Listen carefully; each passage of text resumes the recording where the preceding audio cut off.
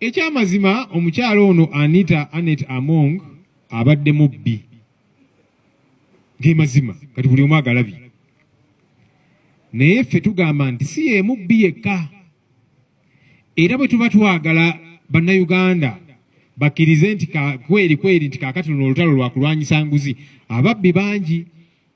Yesu ono sipiika abadde sipiika Anita Among abbye ebintu bingi, tuze tubyogerako nga bwewazi contracts zino, sente buwumbi na buwumbi nga bwaziteeka ku akawunti z'abakozi ba paalamenti nga bazitwala ewuwe oba baziteekeyo mu basement, nakyo byonna tuze tubyogerako nga mbiraba. Era Yesu tuli basanyufu ffe abamu nti tuze twogerako nga batuyita amannya kaakati bizuuse nti ge mazima. Naye tugamba ababbi abalala gye bali bangi. Mujjukira ensonga y'amabaati. Ababba amabaati baali bangi, vice president, speaker, prime minister, baminisita bangi. Babba amabaati agaali galina okutwalibwa e Karamojja. Naye ali mu kkomera ye Agnes Nandutu yekka.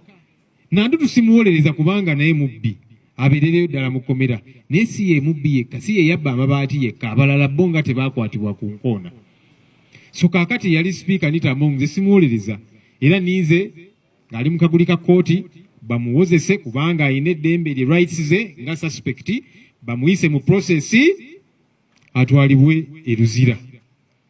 Asangeyo abantu abamu be yasindikayo. Waliwo be yasindikayo. Ono anvumye, ono simanya njogeddeko nti simanya omubiri gwange gufaana bwe bugutiina ki, ne bawamba abaana ne babayola ne babatwala e Luzira. Twagala agenda abasangeyo. Naye si ye yekka. Kakati bannayuganda bwe baba bakukkiriza nti kweri luno olutalo lwakulwanyisa nguzi, baagala okulaba nga n'abalala nabo banoonyerezebwako nga bakubibwa mu mbuga z'amateeka. Twagala okulaba ekitongole kya paalamenti nga kinoonyezebwako, parliamentary commission. Twabyogerako wano bingi, zisaabisa awaadi ne beeyongera n'endala, zisaabisa awaadi n'ebirala. Abakozi abamu engeri gye bayingira paalamenti, gye baweebwa emirimu, abamu tebatuula nayo ne bafuna omusaala.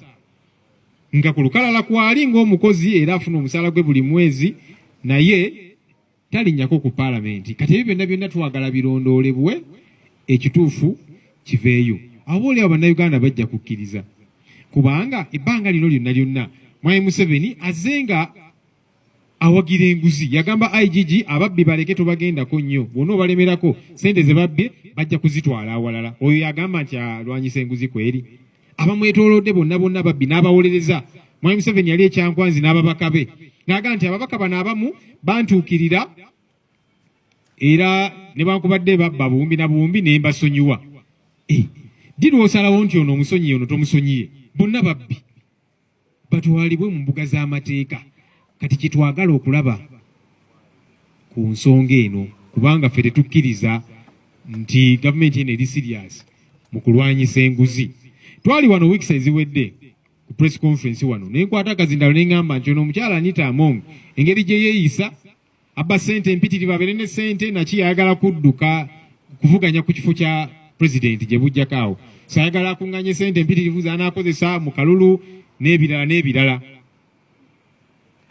Era oba oli awo ne batandika okumulaba nti ono engeri gye yeeyisaamu n'engeri gy'atambulamuko alabika ayagala kifo kiri ekinene. Kati ogwo kuba musango gwa Nnaggomula eri Mwai Museveni ne famire ye.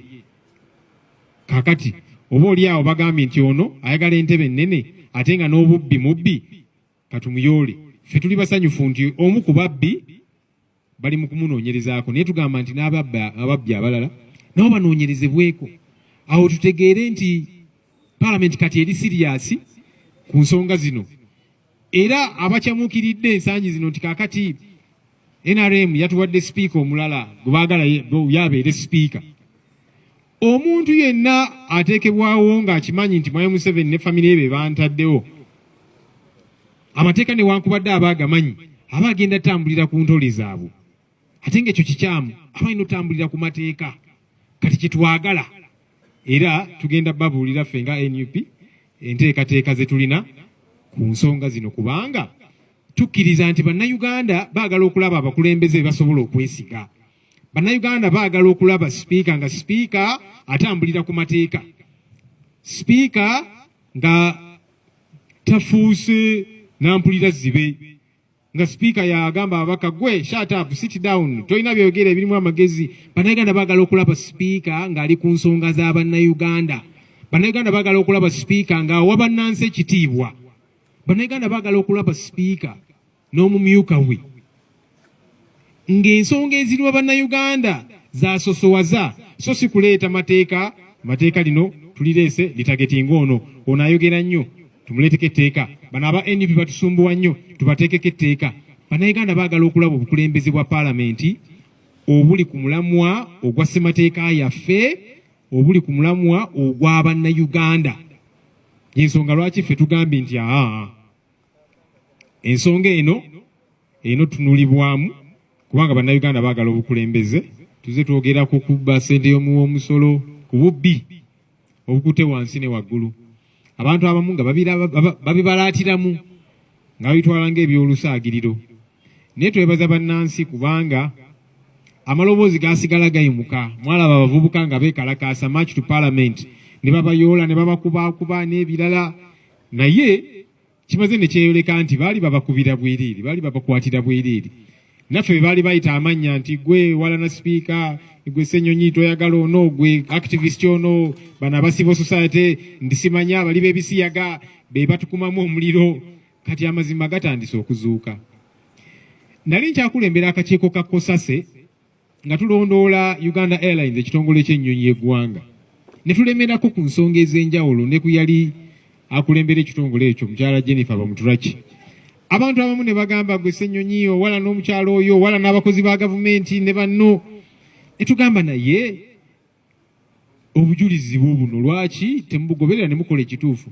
Bwe twatandika okwogera ku bubbi obuli mu paalamenti ne bagamba gwe Ssenyonyi ne banno abo ba activist n'abalala muwala na speaker temumwagala. Ne tugamba naye obujulizi buno lwaki tebukolebwako.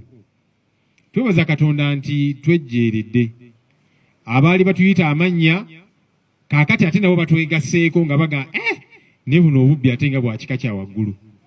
Luli baali bagamba nti neffe tulimba nti tuwaayiriza ne kati batwegasseeko ku nsonga zino.